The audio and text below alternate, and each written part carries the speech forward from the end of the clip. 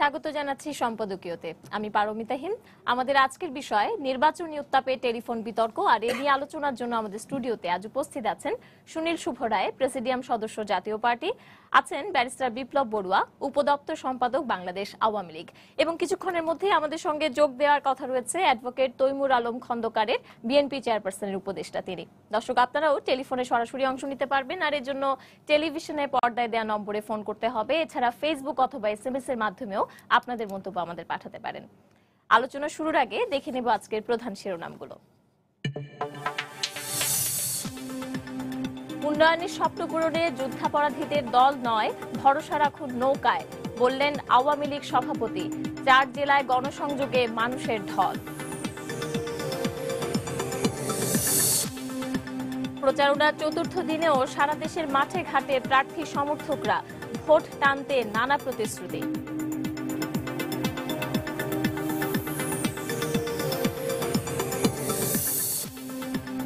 প্রচারণার শুরুতেই সহিংসতাকে বিচ্ছিন্ন ঘটনা ভাবা ঠিক হবে না, বললেন সিসি। গোয়েন্দা সংস্থাকে খতিয়ে দেখার নির্দেশ।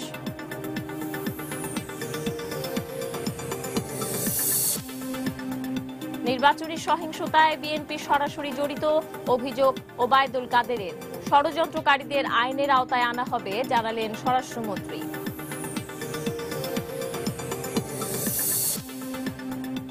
এবং তৃতীয় বেঞ্চের বিচারপতির প্রতি বেগম জিয়ার আইনজীবীদের অনাস্থা, প্রার্থিতা বাতিল হবে জেনে নাটক, বললেন অ্যাটর্নি জেনারেল। শুনানি সোমবার পর্যন্ত মুলতবি। দর্শক, নির্বাচনের কথা বললেই যে 3টি কথা চলে আসে: অবাধ, সুষ্ঠু, অংশগ্রহণমূলক নির্বাচন। আমরা দেখতে পাচ্ছি ইতিমধ্যে অনেকটা বলা যায় যে অংশগ্রহণমূলক নির্বাচন নিশ্চিত হয়ে গেছে, কেননা সব দল অংশ নিচ্ছে। কিন্তু যে দুটি বিষয়ে এখনো সংশয় রয়ে গেছে সেটি হচ্ছে অবাধ এবং সুষ্ঠু কতটা হবে নির্বাচন, কেননা আমরা দেখছি নির্বাচনী প্রচারণা শুরু হওয়ার পর থেকেই দু দলের মধ্যেই পাল্টাপাল্টি অভিযোগ সহ নানান স্থানে সংঘর্ষ, ভাঙচুর, এমনকি 2 জন নিহত হওয়ার ঘটনাও ঘটেছে। এই সহিংসতা নিয়ে আমরা কথা বলবো, তবে তার আগে আমি কথা বলতে চাই সুনীল শুভ রায়ের সঙ্গে। আপনারা ইশতেহার ঘোষণা করবেন জাতীয় পার্টির পক্ষ থেকে। আপনাদের চেয়ারম্যান এখন দেশের বাইরে আছেন, তিনি কেমন আছেন তার আপডেট সম্পর্কে যদি দর্শকদের জানাতেন। ধন্যবাদ জানাই, শুভেচ্ছা জানাই আমার দর্শক শ্রোতাদের। আর সেই সাথে আমি আরও একটু আপনার প্রশ্নের জবাবে যাওয়ার আগে আমিও একটু আমি যেহেতু একটি এলাকায় আমি নির্বাচন করতে যাচ্ছি, আমি খুলনা 1 আসন থেকে আমি জাতীয় পার্টির প্রার্থী হিসাবে আমি প্রতিদ্বন্দ্বিতা করছি। জাতীয় পার্টি মহাজোটেরই একটি শরিক আমরা। এখানে আওয়ামী লীগের প্রতিনিধি এখানে আছেন, তিনি জানেন যে জাতীয় পার্টি মহাজোটের প্রতিনিধি। তবে কিছু কিছু আসনে আমরা উন্মুক্তভাবে নির্বাচন করছি, আর কিছু আসনে আমরা জোটগতভাবে নির্বাচন করছি। তো যেখানে লাঙ্গলের প্রার্থী আছে, নৌকার প্রার্থী আছে, সেটা উন্মুক্ত আসন হিসাবে বিবেচিত হচ্ছে। সেই হিসাবে আমিও মহাজোটের শরিক একটি দলের প্রার্থী হিসাবে আমি নির্বাচন করছি। এখন আমার এই মুহূর্তে আমার এলাকায় থাকার কথা, কিন্তু যে কথাটাই আসছেন যে আমাদের ইশতেহারের প্রসঙ্গ, আমি যেহেতু পার্টির একটি অবস্থানে আছি এবং এই ইশতেহার প্রণয়নের মধ্যে আমি সবচেয়ে ভূমিকা রেখেছি। ইশতেহারটি বলতে গেলে মাননীয় চেয়ারম্যানের পরামর্শ নিয়ে বা প্রেসিডিয়ামের পরামর্শ নিয়ে আমি এটাকে একটা ইশতেহার আকারে দাঁড় করিয়েছি। সেটি আগামীকালকে আমরা ঘোষণা করব এবং সেই প্রস্তুতির জন্যই আমি এই প্রচারণা শুরু হওয়ার সত্ত্বেও আমি এলাকায় যেতে পারিনি। আমার পার্টির এবং আমার সমর্থকরা উদ্গ্রীব হয়ে আছেন যে আমি কখন গিয়ে পৌঁছাই। আমি নিজেও তাদের কাছে একটা অপরাধী আমার মনে হচ্ছে যে প্রচারণা শুরু হয়েছে অথচ আমি যেতে পারি নাই। এবং তার কারণটা হলো যে আমি আমার দলের একটা দায়িত্বপূর্ণ জায়গায় আছি, সেখান থেকে আমার সাংগঠনিক কিছু কর্মকাণ্ড সম্পন্ন করতে হয় সে কারণে আমার 2 দিন দেরি হয়েছে। এটা শুনে শুধুমাত্র শুভ্রে, ইশতেহারে আপনি না হয় কাজে ব্যস্ত আছেন, আপনার মানে আপনার বিষয়টা আমরা জানলাম, আপনি কি কারণে সেভাবে নির্বাচনী প্রচারণায় যোগ দিতে পারছেন না, কিন্তু আপনার দলের বাকি যারা আছেন, বাকি যারা নির্বাচনে দাঁড়িয়েছে, তারা কি সবাই যেভাবে আওয়ামী লীগ বিএনপি নির্বাচনী প্রচারণায় নেমেছে ঠিক সেভাবে কি জাতীয় পার্টি আছে মাঠে? আপনার কি এই বিষয়ে কোনো সন্দেহ আছে যে আমরা ইয়েতে নেই, প্রচারণায় নেই? আমরা প্রচারণায় আছি। আমরা এখানে আমাদের সব মিলিয়ে আমরা আমাদের প্রায় 150-র অধিক আসনে আমরা প্রতিদ্বন্দ্বিতা করছি। 150-র মধ্যে ধরেন 25টি আছে মহাজোটের গতভাবে, যেখানে নৌকার প্রার্থী নেই, আমাদের প্রার্থী আছে। আবার বাকি 125 থেকে 30টি আসনের আমরা যৌথভাবে মানে উন্মুক্তভাবে নির্বাচন করছি। সেখানে আওয়ামী লীগ, জাতীয় পার্টি, 2 দলই আমরা প্রতিদ্বন্দ্বিতা করছি। আর বাকি 150 আসনের মতো আসন সেটা সেইগুলোতে আমাদের প্রার্থী নেই, সেখানে আমরা মহাজোটগতভাবে আমরা নির্বাচনে থাকব। আমাদের আশা করি যে আমাদের যারা আছেন তারা মহাজোটের সিদ্ধান্ত অনুসারে সেইভাবে কাজ করবেন। তবে আমাদের তো এখন যদি দেখেন যে দেশ অর্ধেক জায়গায় তো আমাদের যেহেতু প্রার্থী নেই, সেই জন্য লাঙ্গলকে আপনারা দেখছেন না, কিন্তু আমরা প্রতিদ্বন্দ্বিতা আসছি। তবে আমরা আশা করি হ্যাঁ, যেসব জায়গায় প্রার্থী আছে সে জায়গায় অবশ্যই সেখানে প্রচারণা চলছে।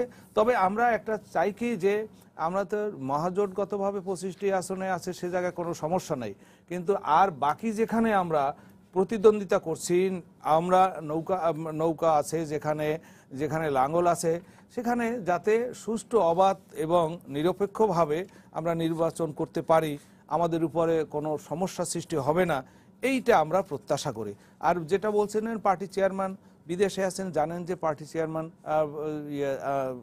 অসুস্থ ছিলেন, সিএমএসে চিকিৎসাধীন ছিলেন, তারপর উনি সিঙ্গাপুরে গেছেন। যাওয়ার সময় উনি একজনকে দায়িত্ব দিয়ে গেছেন, যিনি এই নির্বাচনী ইশতেহারটা উনি পাঠ করবেন, যে দায়িত্ব পেয়েছেন ABM রুহুল আমিন হাওলাদার। উনি আগামীকালকে 10টার সময় প্রেস কনফারেন্সের মাধ্যমে আমাদের নির্বাচনী ইশতেহার ঘোষণা করবেন। আর যদি আরেকটু সুযোগ দেন তাহলে আমি আমার এলাকার জনগণের উদ্দেশ্যে বাকি দুজনকেও সময় দিতে হবে, সুযোগ দিতে হবে। আপনার কাছে আমি আবার এই বিষয়টি নিয়ে আসবো, আপনাদের ইশতেহারে কি থাকবে আমি জানতে চাইবো যদি আমি সময় পাই। আমাদের সঙ্গে যোগ দিয়েছেন দর্শক অ্যাডভোকেট তৈমুর আলম খন্দকার, বিএনপি চেয়ারপারসনের উপদেষ্টা। আমরা যে বিষয়টি নিয়ে তৈমুর ভাই আজকে আমাদের আলোচনা সাজিয়েছি, নির্বাচনী উত্তাপে টেলিফোন বিতর্ক আর নানা ধরনের বিতর্ক তো আসলে প্রথম থেকেই ছিল। নির্বাচনে নানান ধরনের বিতর্ক, আপনাদের পাল্টাপাল্টি অভিযোগ, এটা থাকবে, এটাই স্বাভাবিক। সামাজিক যোগাযোগ মাধ্যমে গতকাল থেকে যে টেলিফোন বিতর্কটি চলছে, আপনি নিশ্চয়ই সেটি সম্পর্কে জানেন। আমরাও আমাদের শিরোনামে দেখলাম যে নির্বাচনী সহিংসতায় বিএনপি সরাসরি জড়িত, আজকে বলেছেন এটি ওবায়দুল কাদের। এবং কালকে আমরা যে আইএসআই এর সঙ্গে, কথিত আইএসআই এর একজনের সঙ্গে বিএনপির একজন নেতার যে সংলাপটি শুনলাম, এতে করে আসলে বিএনপির প্রতি যে অভিযোগ যে নির্বাচন বানচালের ষড়যন্ত্রের সঙ্গে জড়িত বিএনপি, এটা কি কোনোভাবে প্রতিষ্ঠিত হয়? সব অভিযোগই তো বিএনপির বিরুদ্ধে, সব অভিযোগ। আর ওবায়দুল কাদের তো ওই সড়ক মন্ত্রী, কিন্তু সড়কের রোড অ্যাক্সিডেন্ট উনি বন্ধ করতে পারেন না। কিন্তু বিএনপির বিষয়ে আমার যদি ক্ষমতা থাকতো, কোনো ইউনিভার্সিটি যদি আমি কর্মকর্তা থাকতাম, তবে তাকে আমি ডক্টরেট ডিগ্রি দিতাম ওই বিএনপির উপরে, কারণ বিএনপির উপরে উনি এত অ্যানালাইসিস করে। বিএনপি তো রাস্তায় নামতে পারতেছে না, মাঠে নামতে পারতেছে না, 2টা কারণে পারতেছে না। একটা কারণ হলো যে একটা হলো সন্ত্রাসী বাহিনী, ও তাদের উপরে হামলা করতেছে, বাড়িঘর পোড়াইতেছে, ক্যাম্প ভাঙতেছে, পোস্টার লাগাতে দিচ্ছে না। আরেকটা হলো এই গাইবি মামলার অত্যাচার। এই গাইবি মামলার পার্টি দুইটা, একটা হলো পুলিশ আর একটা হলো ম্যাজিস্ট্রেট। পুলিশরা এমপি ক্যান্ডিডেটরা নাম দেয়, এফআইআর হয়, এফআইআর সাথে থাকে আরও অজ্ঞাত, কিছু থাকে জ্ঞাত, তারপরে তা বাড়ি বাড়ি খোঁজ দেওয়া হয়, তারপরে আসে তারা হাইকোর্টে জামিন হয়। জামিন হওয়ার পরে যখন জামিনটা লিমিটেড টাইমে দেয়, কেউ দেয় 6 সপ্তাহ, কেউ দেয় 8 সপ্তাহ, কেউ দেয় 4 সপ্তাহ, যায় জামিননামা দাখিল করতে 4 সপ্তাহ শেষ হলে লোকটাকে জেলে দিয়ে দেয়। এরকম জেলে যাচ্ছে আমাদের যারা ক্যান্ডিডেট আছে, এরকম ক্যান্ডিডেটও আজকে জেল খাটতেছে। এখন কথাটা হলো যে আইনকে এইভাবে মিসলিড করার আইনকে এইভাবে অপপ্রয়োগ করার, আইনের কর্মকর্তারা যারা যাদের উপরে দায়িত্ব ন্যায় বিচারটা করার, যে ম্যাজিস্ট্রেটের দায়িত্বটা কি, এটা সত্য কি মিথ্যাটা যাচাই করার, সে সত্য মিথ্যা যাচাই না করে শুধু এই গাইবি মামলা পুলিশ যেটা দিল ওইটার উপরে দিয়ে তাকে জেলে দিয়ে দিল। এই জন্য কি দেশটা স্বাধীন হয়েছিল? এখন যে অবস্থা চলছে এর চেয়ে বাকশাল অনেক ভালো ছিল, এবং এর চেয়ে পাকিস্তান আমলে এত এত অত্যাচার নির্যাতন হয় নাই। এত অত্যাচার নির্যাতন মুক্তিযুদ্ধের সময় হয়েছে, পাক হানাদার বাহিনী অনেক অত্যাচার নির্যাতন করছে, কিন্তু অন পলিটিক্স এইভাবে গাইবি মামলার সৃষ্টিটা আমরা তখন শুনি নাই। পাক হানাদার বাহিনী তো তার পশুত্বের কারণে তো তারা আজকে আমরা তাদের থেকে যুদ্ধ করে দেশ স্বাধীন করলাম। কিন্তু পলিটিক্সের ব্যাপারটা যদি আপনি চিন্তা করেন, এই পলিটিক্সটা আজকে এত মিথ্যার আশ্রয়। ভাই আমার মনে হয় আপনিও একজন আইনজীবী, আজকে যিনি আছেন আওয়ামী লীগের তিনিও একজন আইনজীবী, আমি তার কাছ থেকে একটু এই গাইবি মামলার ব্যাপারে শুনে আসি, ব্যাপারে উনি কি বলবেন। ধন্যবাদ। এখানে সিনিয়র আইনজীবী, ওনার কন্যা কিন্তু আমার সতীর্থ ছিলেন, উনিও ব্যারিস্টার, এবং এখানে সুনীল সুবরে আছেন, জাতীয় পার্টির প্রেসিডিয়াম সদস্য, সবাইকে আমি শ্রদ্ধা জানাই।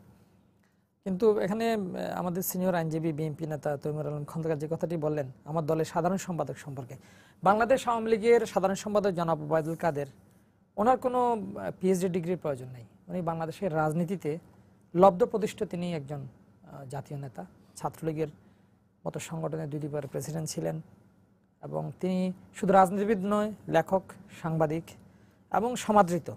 তিনি যে কথাগুলো বলছেন এটি দীর্ঘ ওনার রাজনীতির একটি অভিজ্ঞতা থেকে বলছেন।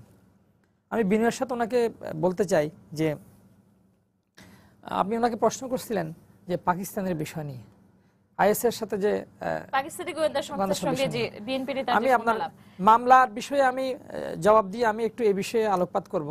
আমি আপনাকে এর জন্য সময় দেব। আপনি একটু গায়েবী মামলা যে অভিযোগগুলো তিনি করলেন এটা নিয়ে যদি কথা দেখেন। এই মামলাগুলো হচ্ছে বিএনপি নেতাদের পলিটিক্যাল রেটরিক। আমরা এগুলো প্রতিদিন শুনছি যে গায়েবী মামলা মানে নিপীড়ন নির্যাতনের মামলা, হয়রানিমূলক মামলা। আজকে যেমন ধরেন ফজলুল হক মিলন, আমি একটু আগে দেখলাম তিনি গ্রেপ্তার হয়েছেন, ওনার বিরুদ্ধে 7টি মামলার ওয়ারেন্ট ছিল। এখন কেউ যদি কোনো সন্ত্রাসী নাশকতামূলক ঘটনার সাথে জড়িত থাকেন, অপরাধমূলক কর্মকাণ্ডের সাথে জড়িত ছিলেন, কিন্তু দাদা এতদিন ওয়ারেন্ট ছিল, আজকে গ্রেফতার হচ্ছেন, নির্বাচনের আগে আগে গ্রেফতার হচ্ছেন, তাতে কি প্রশ্ন ওঠে না? এখন ঘটনা হচ্ছে যে সমস্ত ব্যক্তি এই ধরনের ঘটনার সাথে জড়িত ছিল তারা তো দীর্ঘদিন পালিয়েছিলেন। আজকে নির্বাচন যখন আসছে, এই বিভিন্ন মামলার অভিযুক্ত আসামিরা নিজ নিজ এলাকায় ফেরত যাচ্ছে। এখন ওই এলাকার থানায় যদি সুনির্দিষ্ট যদি মামলা থাকে কারো বিরুদ্ধে, পুলিশ তাদেরকে গ্রেফতার করবে না? এমন না যে নতুন করে মামলা দায়ের করা হয়েছে, প্রতিদিন মামলা হচ্ছে।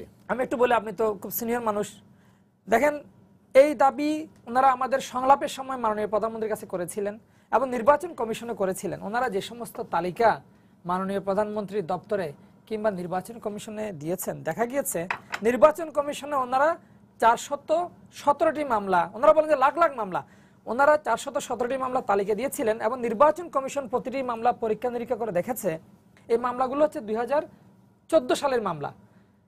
আপনার ওই সময় পেট্রোল বোমা দিয়ে 350 মানুষকে পুড়িয়ে হত্যা করা হয়েছে, হাজার হাজার সরকারি সম্পত্তি আগুন লাগিয়ে পুড়িয়ে দেওয়া হয়েছে, 24 জন পুলিশ অফিসারকে, পুলিশ কর্মকর্তাকে হত্যা করা হয়েছে এবং 2 জন বিজিবি সৈনিককে হত্যা করা হয়েছিল।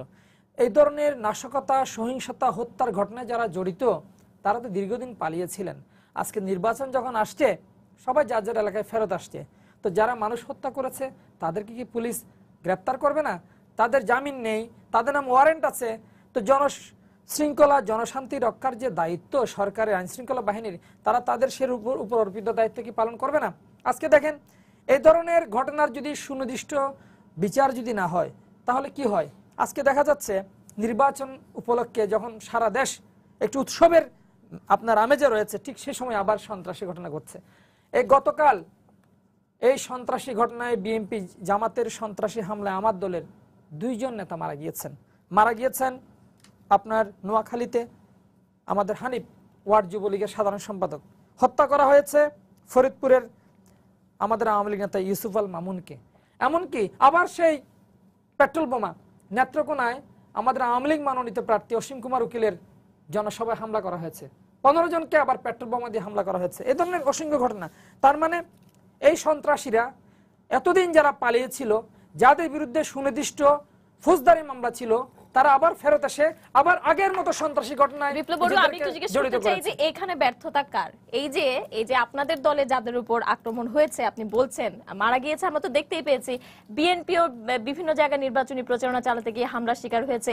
এখানে ব্যর্থতাটা কার? নির্বাচন কমিশনের, আইন শৃঙ্খলা রক্ষা বাহিনীর? কার দিকে আপনি আঙ্গুল তুলবেন? এখানে ব্যর্থতা এখানে হচ্ছে আমাদের রাজনৈতিক, কৃষ্টি এবং সংস্কৃতির সমস্যা। আমরা কেউ যদি কোনো অপরাধ করে থাকে, তাকে আমরা রাজনৈতিক নেতা বানিয়ে তাকে আমরা দুর্নীতির মামলায় বলতে চাই যে না, তিনি দুর্নীতিবাজ না, তাকে হয়রানিমূলক মামলায় গ্রেপ্তার করা হয়েছে। সুনির্দিষ্ট হত্যা মামলা যদি কাউকে গ্রেপ্তার করা হয়, তাহলে বলা হয় যে না, তাকে রাজনৈতিকভাবে গ্রেপ্তার করে হয়রানি করা হচ্ছে।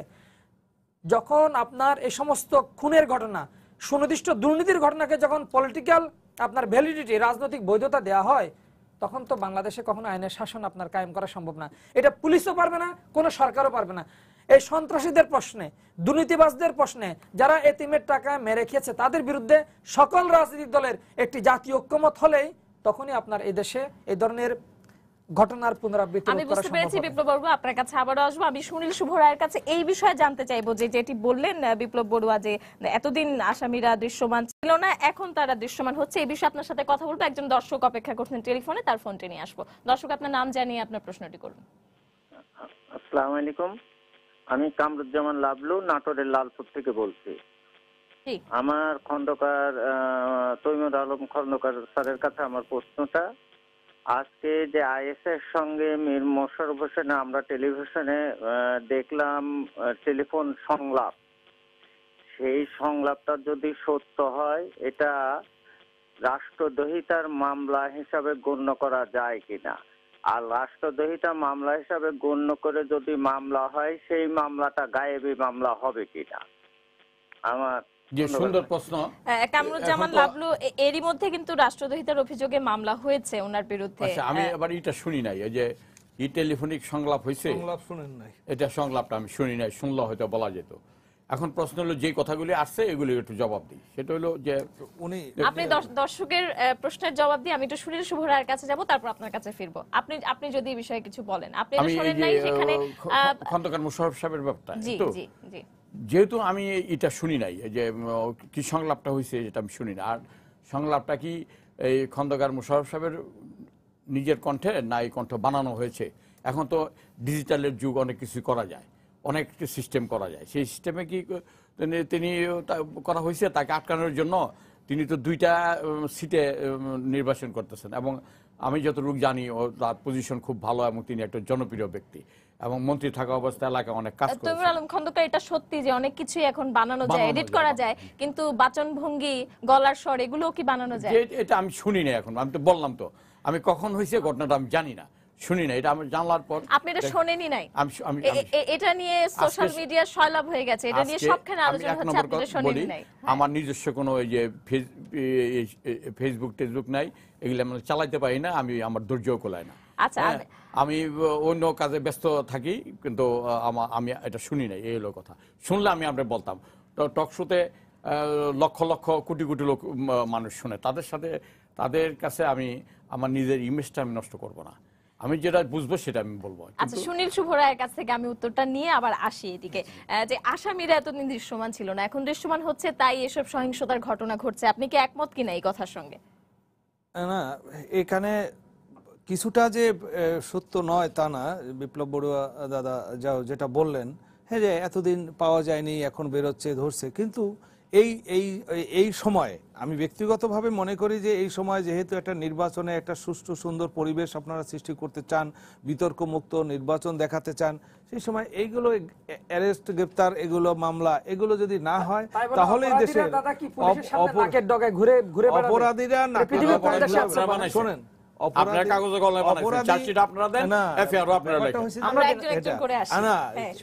আমি বলছি যে এই এতদিনই যদি তারা পালাইয়া ধরতে পারেন নাই বা অ্যারেস্ট করতে পারেন নাই, এই মুহূর্তে যদি সেটা করেন, সেটা নির্বাচনটাকে একটু বিতর্কিত করে তোলে। আমি সেই কথা বলছি, অ্যারেস্ট করলে, দোষ করলে তাকে গ্রেপ্তার করা হবে, এটা তো ঠিক, এটা তো আইন তার নিজস্ব গতিতে চলবে, সেটা চলতেই পারে।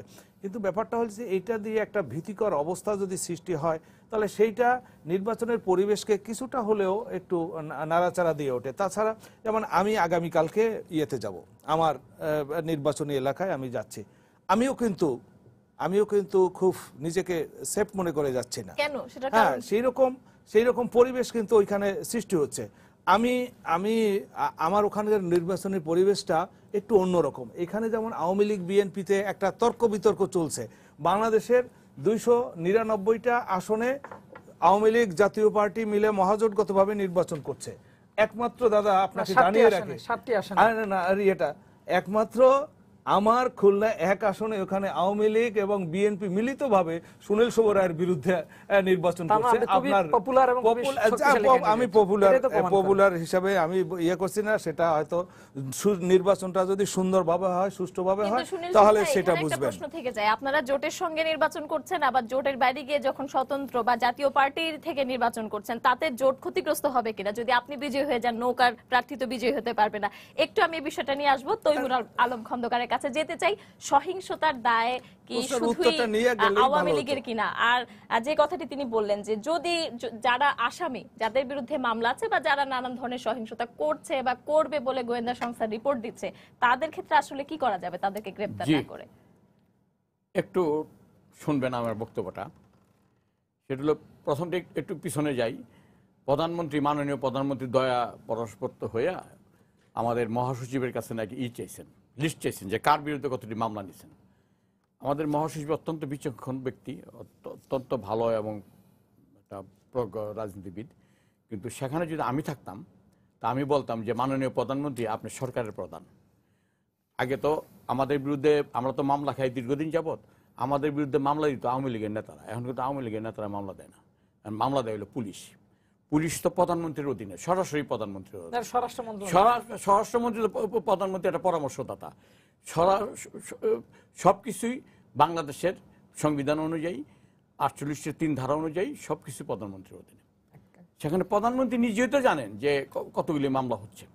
প্রধানমন্ত্রী তো আইজিরে কলিং বেল টিপ দিলে তো আইজি ফাইল নিয়ে আসবে, স্বরাষ্ট্রমন্ত্রী ফাইল নিয়ে আসবে, বলবে যে এতগুলি মামলা হচ্ছে। এবং আমি বিশ্বাস করি, আই ডু বিলিভ ইট, যে প্রধানমন্ত্রীর অনুমোদন ছাড়া এই ধরনের মামলা হচ্ছে না। আপনি খবর নিয়ে দেখেন, হজে আছে, বিরুদ্ধ হয়ে গেছে, মারা গেছে, বিদেশে আছে, রাজনীতি ছেড়ে দিছে, এই ধরনের লোকদেরকে আসামি, শত শত লোক আসামি আছে। এবং এই যে হাইকোর্টের বারিন্দা দিয়া, হাইকোর্ট দিয়ে আপনি হাঁটতে পারবেন না। আপনার এসকে সিনহা একটা মূর্তি বানায় দিয়ে গেছিল হাইকোর্টে। এই মূর্তির এরিয়াটা সারাক্ষণ মানুষে ওই লোকারণ্য থাকে। কেন? এটা কোনো জনসভা না, কোনো মিছিল মিটিংয়ের জন্য না, তারা আসলে জামিনের জন্য।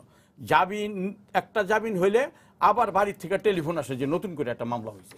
এই একটা রাষ্ট্রীয় খরচে, রাষ্ট্রীয় ব্যবস্থাপনায় এই ধরনের এটা একটা বর্বরতার শামিল। মানুষ আওয়ামী লীগকে সমর্থন করতে পারে, বিএনপিকে সমর্থন করতে পারে, জাতীয় পার্টিকে সমর্থন করতে পারে, কিন্তু রাষ্ট্রের একটা ধর্ম থাকতে হবে। রাষ্ট্রের ধর্মটা হইল জনগণকে তার অধিকারকে প্রতিষ্ঠা করা।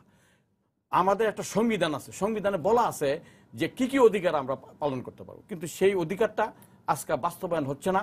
সেটা আইন শৃঙ্খলা বাহিনী এটা প্রতিবন্ধকতা আমি যদি একটু কথা বলতে পারি এখানে, যদি তাই হয় যে আদালতের বারান্দা ভরে গেছে আসামি বা জামিনের জন্য, তো প্রধানমন্ত্রী যখন চাইলেন মামলা তালিকা চাইলেন, তখন আপনারা এত কম মামলা তালিকা দিলেন কেন? আপনারা তো লাখ লাখ মামলার কথা বলছেন। মাননীয় মহাসচিব, সংগ্রামী মহাসচিবের ব্যাপার। কিন্তু আমি যদি হইতাম, তা আমি বলতাম যে তালিকা তো মাননীয় প্রধানমন্ত্রী আপনার কাছে, কারণ আপনি তো নির্বাহী প্রধান।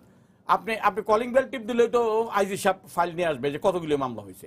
এবং প্রধানমন্ত্রী যদি, আমি তো ওনাকে ধন্যবাদ জানাবো, যদি উনি যদি মানুষের কষ্টটা রিয়েলাইজ করেন, তবে নিশ্চয়ই তিনি এটা তার দেখা উচিত ছিল যে কেন এই ধরনের মামলা, এত মামলা হবে, কার নির্দেশে হচ্ছে। এটা দায়িত্ব একদিন প্রধানমন্ত্রীকে জবাব দিতে হবে একদিন। কিন্তু আমি আমার প্রশ্নের জবাব পেলাম না। আমি যেটি বলছিলাম যে যারা আসামি, যারা বিভিন্ন মামলার আসামি বা যারা চিহ্নিত সন্ত্রাসী, তাদেরকে এই নির্বাচনের সময় তাদেরকে গ্রেফতার করা যাবে কিনা, যে কথাটি বললেন ব্যারিস্টার বিপ্লব বড়ুয়া, দাবি করলেন যে এতদিন সন্ত্রাসীরা দৃশ্যমান ছিল না, তারা এখন যাচ্ছেন। যাবে না।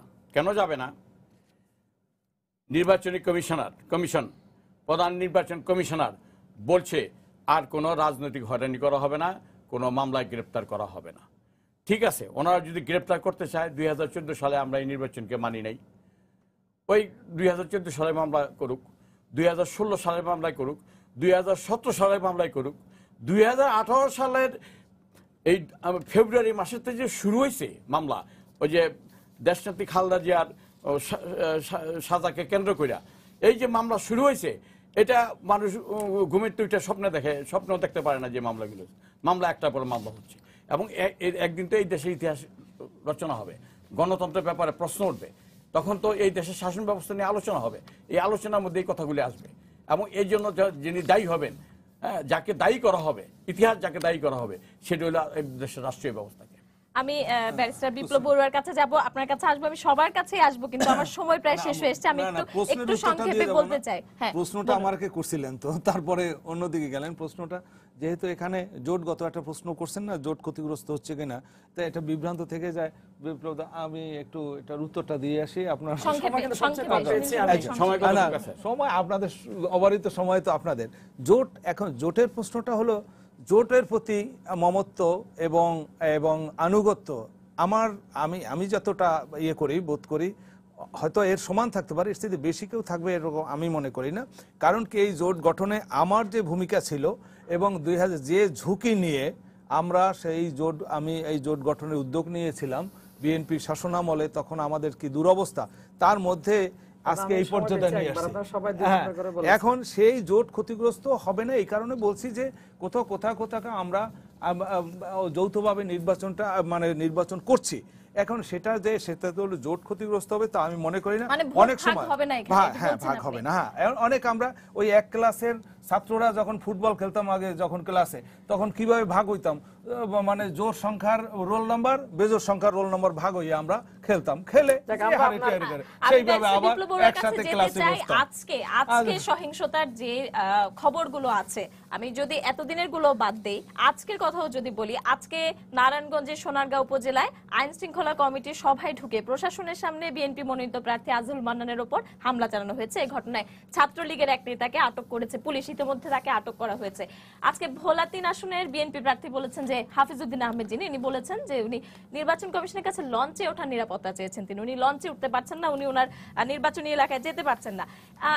ফেনী 3 আসনে বিএনপি মনোনীত প্রার্থী আকবর হোসেনের নির্বাচনী প্রচার মাইক ছিনিয়ে নিয়ে 2 কর্মীকে মারধর করা হয়েছে।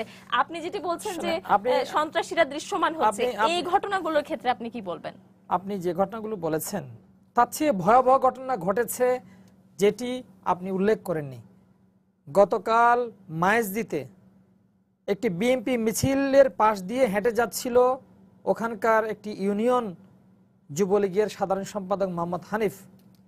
সে যাওয়ার সময় বিএনপির মিছিল থেকে, দেখেন কতটুকু মানুষ নির্মম হতে পারে, তার চোখের উপর মরিচের গুঁড়া ছিটিয়ে দিয়ে তাকে অন্ধ করা হয়েছে, তারপর তাকে পিটানো হয়েছে, তারপর তাকে গুলি করে হত্যা করা হয়েছে। আজকে মনোনয়ন কাদেরকে দিয়েছে? বিএনপি। এই যে উনি খুব সিনিয়র আইনজীবী, গত 5টা বছর আমরা গণমাধ্যমে দেখেছি কিভাবে তিনি বিএনপির পক্ষে টকশোতে কথা বলেছেন। ওনার মতো লোককে তো বিএনপি মনোনয়ন দেয়নি। বিএনপি মনোনয়ন দিয়েছে যারা চিহ্নিত সন্ত্রাসের মদতদাতা, যারা জঙ্গি অর্থায়নের সাথে জড়িত, যারা জঙ্গিবাদের মদতদাতা, নাদিম মোস্তফা, আবু হেনা, আমিনুল হক, তারপর রুহুল কুদ্দুস দুলু, সকলে হচ্ছে জঙ্গিবাদের মদতদাতা, যাদের ছত্র ছায়ায় রাজশাহীতে বাংলা ভাইয়ের সে রাজত্ব কায়েম হয়েছিল। আমরা তো জানি তারা কাদেরকে মনোনয়ন দিয়েছে।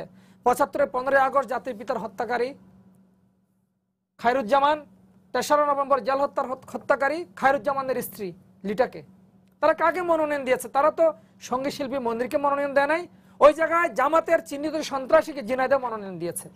তারা মনোনয়ন দিয়েছে 21শে আগস্টের মতো নারকীয় গ্রেনেড হামলার মৃত্যুদণ্ডপ্রাপ্ত আসামি লুৎফুজ্জামান বাবরের স্ত্রীকে। তার মানে বিএনপি যে খুনের রাজনীতি করে, বিএনপি যে সাম্প্রদায়িক রাজনীতি করে, বিএনপি যে জঙ্গিবাদের রাজনীতি করে, হত্যার রাজনীতি করে, তারা এখনো পর্যন্ত সেই রাজনীতিকে তারা পৃষ্ঠপোষক দিয়ে যাচ্ছে। এবং যারা এই রাজনীতি ধারণ করে দলের মধ্যে তাদেরকে মনোনয়ন দিয়েছে, সেখানে তো ওনার মতো সিনিয়র আইনজীবীদের মনোনয়ন দেয় না। আমি এই বিষয়ে তৈমুর আলম খন্দকারকে জিজ্ঞাসা করব, কিন্তু আপনার কাছে যেটা জানতে চাইলাম, আওয়ামী লীগের বিরুদ্ধে যে অভিযোগ, এগুলো নিয়ে কি বলবেন? এখন এই সমস্ত ব্যক্তি যখন মনোনয়ন পেয়েছে, তারা তো আবার সেই 1913 সালের 2013 সালের 2014 সালের 15 সালের সন্ত্রাসের রাজত্ব কায়েম করেছে। উস্কানি সৃষ্টি করেছে তারাই, সহিংস ঘটনার জন্ম দিয়েছে তারাই। গতকাল 18টি নির্বাচনী সহিংস ঘটনা ঘটেছে, 2 জন আওয়ামী লীগের নেতা নির্মমভাবে নিহত হয়েছে। এবং আমাদের সরকার এখনো ক্ষমতায়, ইনেসেন্ট যে আমাদের দলের প্রধান বা অন্য কোনো যে আমাদের শেখ হাসিনা বাংলাদেশের প্রধানমন্ত্রী, স্বরাষ্ট্রমন্ত্রী আমাদের দলের লোক, মারা গেল কিন্তু আমাদের দলের লোক। আমরা যদি সেখানে শক্তি প্রয়োগ করতাম, বল প্রয়োগ করতাম, আইন ভঙ্গ করতাম, তাহলে আমাদের নেতা কর্মীরা রক্ত দিত না। আজকে মির্জা ফখরুল সাহেবের গাড়িতে হামলা হয়েছে। মির্জা ফখরুল সাহেবের গাড়িতে হামলা হতেই পারে, কারণ হামলা তো শুধু ঠাকুরগাঁও হয়নি, হামলা তো আমরা দেখেছি নয়াপল্টন বিএনপি অফিসের সামনে। সেখানে স্লোগান উঠেছে, মনোনয়ন বাণিজ্যের অভিযোগ উঠেছে, সেখানে বলেছে টাকা গিয়েছে লন্ডন, হামলা কেন পল্টন। গুলশান বিএনপি অফিসে হামলা হয়েছে, ভাঙচুর হয়েছে সেখানকার রুম, সেখানে আমাদের যে সিনিয়র আইনজীবী ওনার যারা অনুসারী তারা সেখানে ভাঙচুর করেছেন। তো মির্জা ফখরুল তো এসব দায় এড়াতে পারেন না।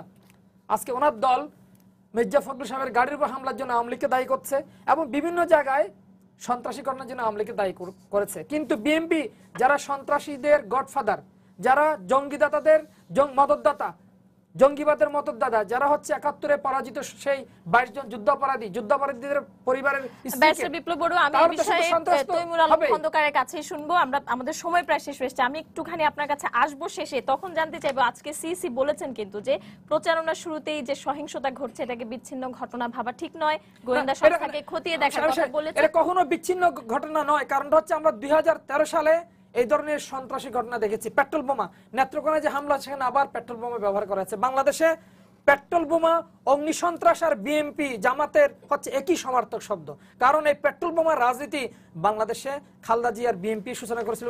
আমি তৈমুর আলম খন্দকারের কাছে যাই, একই অভিযোগ তো আপনাদের বিরুদ্ধেও আছে, বিএনপির বিরুদ্ধে আছে।